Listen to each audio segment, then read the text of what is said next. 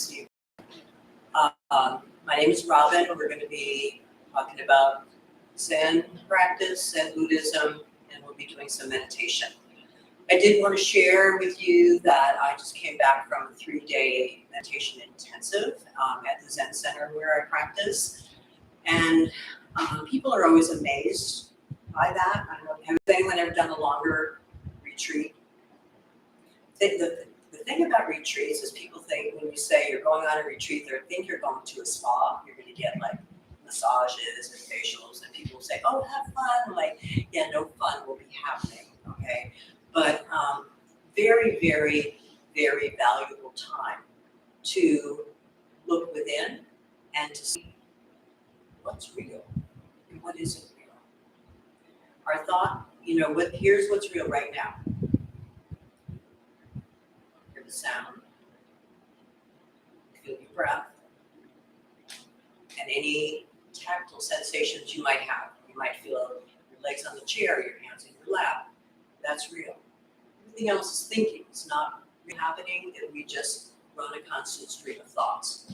So meditation, if you will, not that there's a goal to it, but people will say, well, why do you meditate? And some people say, well, I meditate so I can be calmer. And sometimes meditation does help calm you down. And sometimes it doesn't. Sometimes you see things perhaps about yourself that you don't like. But they come to light and you look at them and you go, ugh, really? But it's like you're seeing what's real. Okay. So it was very useful. I'm tired, a little bit tired, but I feel like I wanted to share that experience with you. And also recommend if you have a chance to do a longer sit than the ones that we do here. Also the half day on Saturdays, the first Saturday of the month at the Dharma Temple. There's a 4-hour sit from 8 to 12. It's not 4 hours straight. You don't get to move, but it can be useful. Usually in this class, we do 2 different sets of sitting. And most people find, I've always found, that as the sittings go on, my mind gets more settled. The first sitting is like thinking and coming back. And then towards the end, it just seems more clear. Everyone has a different experience. Some people just get more tired and they're like, oh, when is this going to be over? When is she going to ring the bell? So everybody's different. Okay. So everybody here have a meditation practice? Does anyone not have one? No shame. Okay. Who sits every day?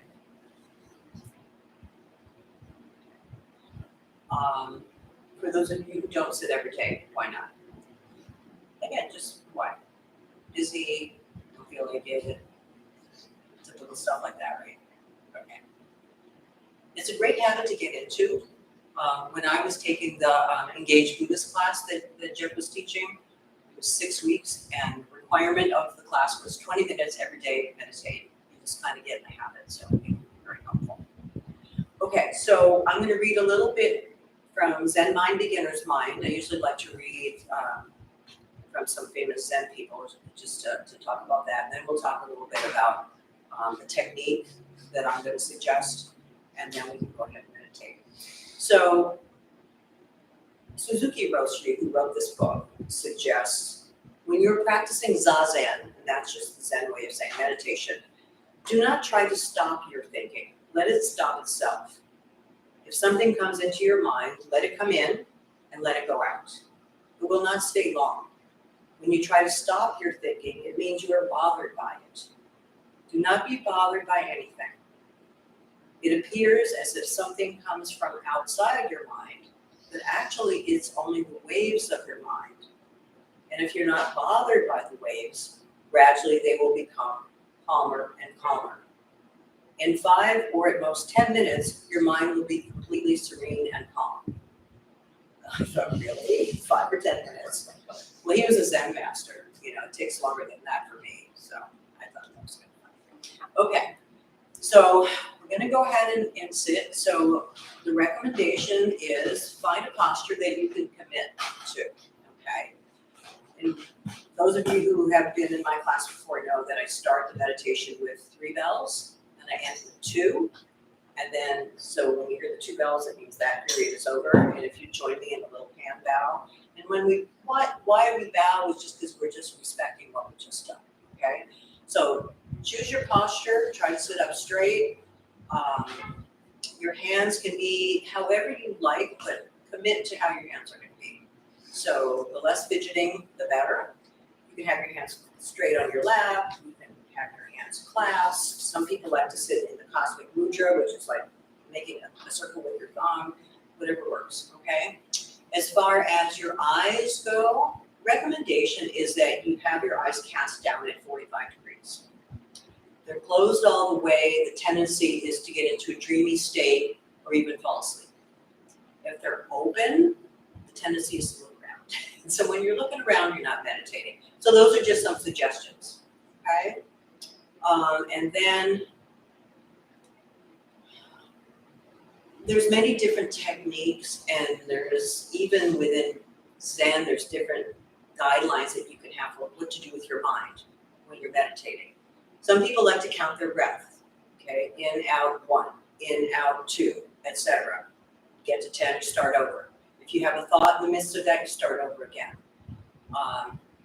Some people don't like that because it's just such a focused, concentrated thing. You're not really aware of the moment that you're in. You're just trying to quiet your mind. So I find that breath counting can be useful if my mind is kind of agitated. Then when I feel calmer, I can just simply watch my breath, hear the sounds, and feel whatever tactile sensations are happening, okay? So I just want to invite you to try it's called 3-point awareness. So breath, sound, and sensation. Now also with sensation, if you get, let's say, a pain in your knee or a pain in your back, that's a sensation. Just notice it and go back to your focus, to your breathing, okay? So all that being said, you do what's best for you. I'll try to offer suggestions, and we'll see how we go. And so we're going to get started. Any questions before we start?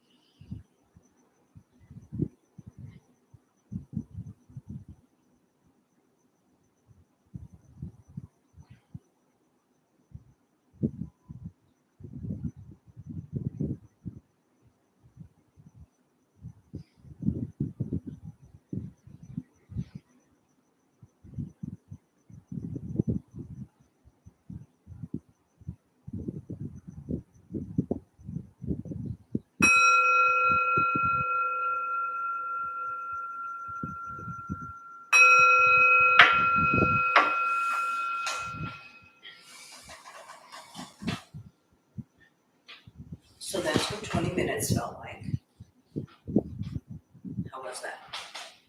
Comments? I'd just like to hear what techniques you guys were using. Who is counting breaths? Anyone counting? Okay. Anybody get to 10? Is that a thought? It's almost impossible. Well, maybe Zen masters can do it, but okay. What did you do, John? I tried to do your suggestion. Okay. It's interesting though because the first time going in, I'm in pain. So the sensory part of it seemed to fixate wholly on the pain thing. But the sounds around were very calming. So I could just concentrate more on that and then get lost from that. Yeah, that's good. Yeah, I discovered that too when I was in like the second day of my meditation retreat. I started to have shoulder pain and back pain. And I was like, oh, so, but I was also feeling my breath, hearing the sounds, feeling air on my skin. So and so the pain, it was in a bigger container. It wasn't just the pain. Sometimes people will say, well, just breathe into the pain and focus on it. I'm like, I don't want to do that, because that's not the only thing that's happening, right? So that's the thing about this particular technique that I like is because it's present moment awareness. So what's happening right now? You're feeling your breath. You're hearing sounds. You're feeling, maybe those of you who are close to the fan can feel the air on your skin. You may have pain. Those are all the things. Who noticed, for me it was pretty dramatic, the change in sound from when the air conditioner went off and it was suddenly silent. Anybody notice that? Wasn't it beautiful? This is like, you appreciate change, you appreciate silence. That's one of the things I said before that I love about Zen is its silence and stillness. Sounds boring, right? But it really isn't. That was just a beautiful moment. So, yeah. Who tried the 3 different focuses and found it too much and just did breath instead? Did anybody try it and think, oh, it's just too much? What did you do? The lady with the glasses. Well, I noticed that the straighter up I sat, the easier it was to breathe. Yeah. In both my chest and my pelvis, and I realized that I don't have a very good posture. So I'm learning about that as I do. Yeah, good for you. And that's, it seems like there's so many little rules in Zen, but posture is one of them. I always talk about posture because, you can breathe more clearly. And there's a sense of the energy can flow more readily if you're not all hunched over. You can be more present. Yeah. What about you guys? What was your experience like tonight? Pretty good. I was able to sort of, the reading suggested, thoughts came. Yeah. And I just kind of let them come, and then subside and sort of, try to maintain the awareness of the breath and the sound and the touch. And, but I did notice the thoughts come up. And then one thing that kind of helped was to sort of label them. Like, that's a thought. That's a song that popped into my head. Like, that's a thought about meditation. Right. Yeah, good for you. Yeah. What about you? I started with the counting. Okay. Because my mind was very busy. Your mind was busy, yeah. And so I started with the counting and I did a few minutes of that and seemed to settle pretty quickly. And then I did the 3-point Okay. awareness. I was mostly aware of the sound of the air. And then I did strongly notice when it stopped and it was kind of a relief. That was really kind of nice. Yeah. When I first started meditating at the center in Pacific Beach where I go now, they were very much advocating for thought labeling, which was not my practice before. And it's like a thought comes up, label it. So I felt like there was so much thinking. There was thinking on top of thinking, because you can set up a whole dialogue, So I don't do that so much now. But if it works, if you can just label it and then move on, that's great. But then you can also notice, thinking. Okay, what am I doing here? What you're doing is you're training your mind to be present moment awareness. Because when we go through our days, we're mostly not present. Have you ever like gone on a walk and you're just taking your thoughts for a walk? Are you present? Are you feeling your feet touch the ground? Are you feeling the air? Are you hearing the birds? Maybe briefly, but mostly we're thinking constantly. So in a very real sense, meditation is giving your mind a vacation. You don't have to do anything right now. You just rest, and I'm just gonna breathe and hear and feel. And so the thought about it is it's going to train your mind to be present in your life. So have you ever had a conversation with someone and they're really present while you're talking with them, and you feel it, as opposed to you're talking to someone and they're like, like not really listening and not paying attention. So we're training ourselves to be present in our lives. And sometimes our lives aren't pretty, right? Sometimes, like I mentioned, I was on this retreat and stuff was coming up and I was like, ugh, but it's there. It comes up. The thing to be aware of is when you're meditating is not the time to analyze everything. And some people will actually like just write something down real quick and then go back to the meditation. So those of you who don't have a meditation practice, if you can try 5 minutes a day. Does anybody have 5 minutes they could spend on meditation? I bet you do, right?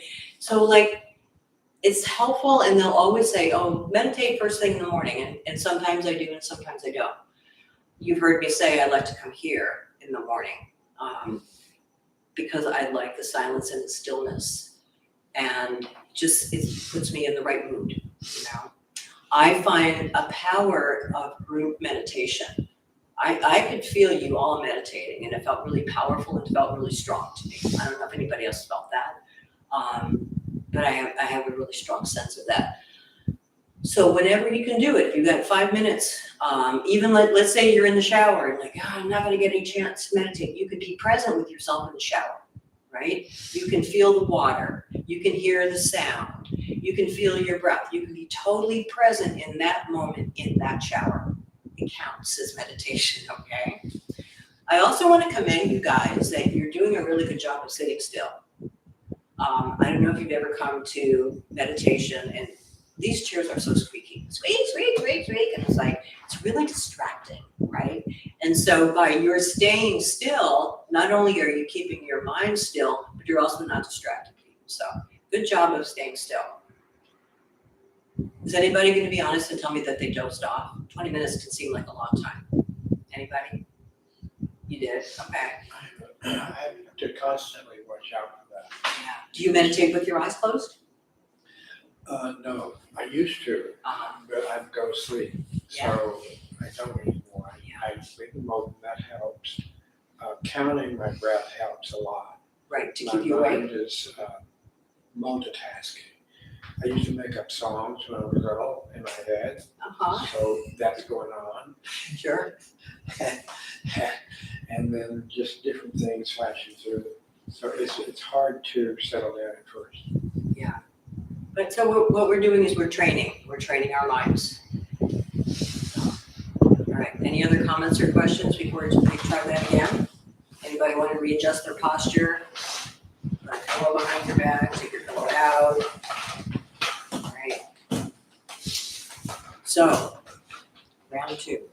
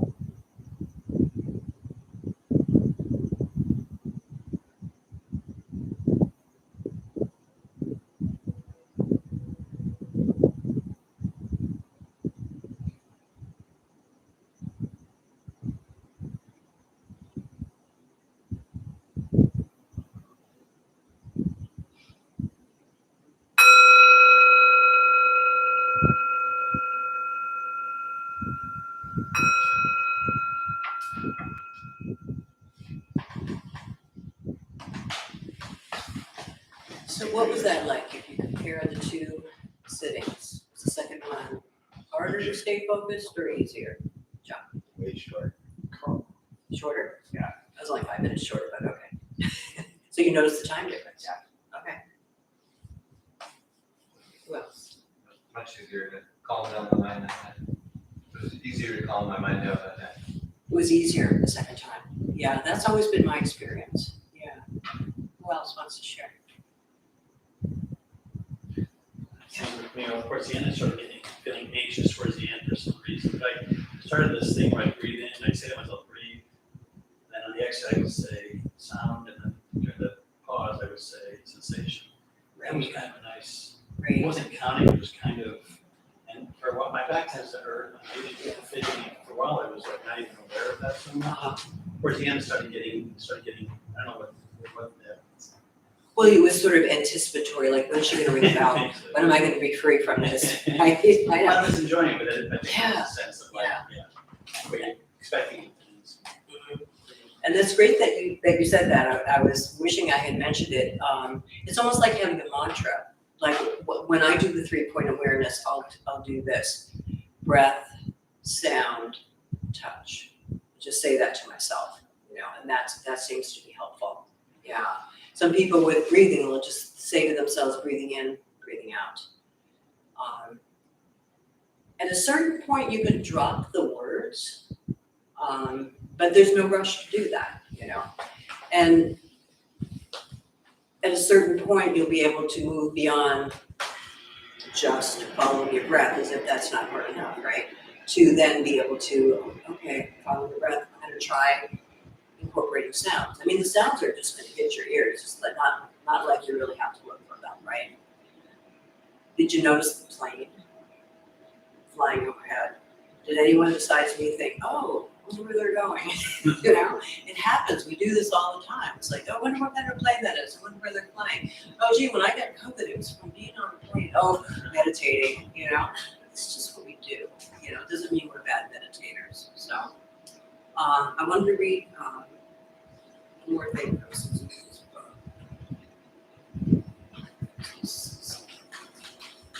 Okay, so a mind full of preconceived ideas, subjective intentions, or habits is just not open to things as they are. This is why we practice meditation, to clear our mind of what is related to something else. So when we're meditating, we're just being with what is at that time, okay? I'm gonna be here next Monday also, so I'm gonna ask you to report back, okay? Try, if you don't meditate, just or add a little more meditation. Let's say if you meditate once a week, I'm gonna try to meditate twice a week. See what you do, and then we can talk about our experiences of how that was. Okay, everybody game for it? If you don't come back, I'll never know how you did, so. Good.